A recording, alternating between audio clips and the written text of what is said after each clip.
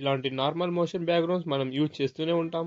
కొంచెం దీన్ని చూడండి ఎలా ఉంది, లుకింగ్ గుడ్ రైట్. ఇలాంటి మోషన్ బ్యాక్గ్రౌండ్ మీరు మీ యూట్యూబ్ ఛానల్ నేమ్కి కూడా క్రియేట్ చేసుకోవచ్చు, జస్ట్ ఫ్యూ మినిట్స్. అండ్ ప్రతి వీడియోలో కూడా యూజ్ చేసుకోవచ్చు. మరి లేట్ చేయకుండా ఇన్షార్ట్ యాప్ని అయితే ఓపెన్ చేసుకుందాం. వీడియోని సెలెక్ట్ చేస్తున్నా, న్యూ మీద క్లిక్ చేయండి. నేను బ్లాంక్ ఫైల్ అయితే సెలెక్ట్ చేసుకుంటున్నాను. దీనికి చేయడానికి ముందు ఒక బ్లాంక్ ఫైల్ అయితే ఇంపోర్ట్ చేసుకోండి. దీని డ్యూరేషన్ అయితే 60 సెకండ్స్ చేస్తున్నా.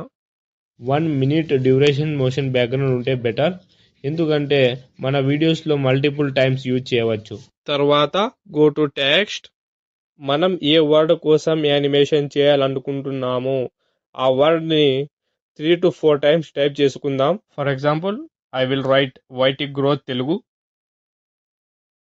సపరేట్ చేయడం కోసం నేను ఈ బుల్లెట్ సింబల్ని యూజ్ చేసుకుంటాను.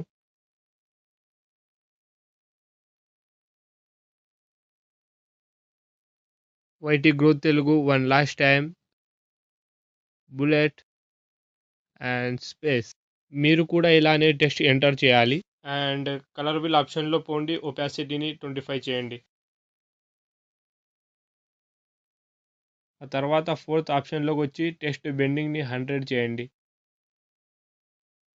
దెన్ టిక్ ఐకాన్ మీద క్లిక్ చేయండి. ఆ తర్వాత ఈ టెక్స్ట్ని ఫుల్ స్క్రీన్లో ఫిట్ చేద్దాం. ముందు వచ్చే స్టెప్స్ కొంచెం కాంప్లికేటెడ్గా అనిపించచ్చు, జస్ట్ ఫాలో మీ. అంతకన్నా ముందు ఈ టెక్స్ట్ లేయర్ని వీడియోకి ఎండ్ వర్క్ చేసుకుంటాను. అండ్ స్టార్టింగ్లో ఒక కీ ఫ్రేమ్ని యాడ్ చేసుకుంటా. ఇప్పుడు దీని స్టార్టింగ్ పాయింట్ అయిపోయింది. ఆ తర్వాత ఈ వీడియోకి ఎండ్కి వచ్చేయండి. ఒక కీ ఫ్రేమ్ని ఇక్కడ యాడ్ చేసుకుందాం. ఈ పాయింట్లో నేను టెక్స్ట్ని 180 degrees రొటేట్ చేయబోతున్నా, లైక్ దిస్. ఆ తర్వాత దీన్ని ఫుల్ స్క్రీన్లో అడ్జస్ట్ చేసుకుందాం.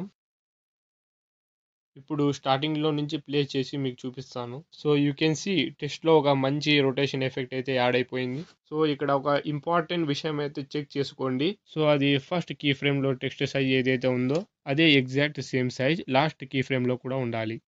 లైక్ ఇప్పుడు చూసుకుంటే ఫస్ట్ కీ ఫ్రేమ్లో టెక్స్ట్ సైజ్ 22 అయితే ఉంది, లాస్ట్ కీ ఫ్రేమ్లో కూడా 22 ఉండాలి.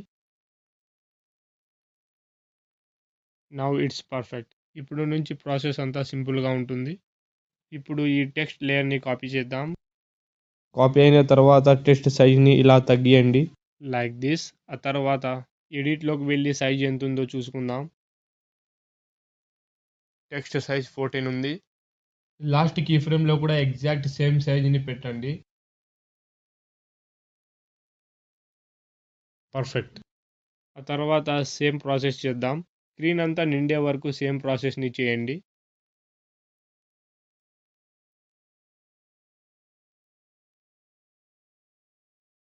And there we go. Next వీడియోలో కలుద్దాం.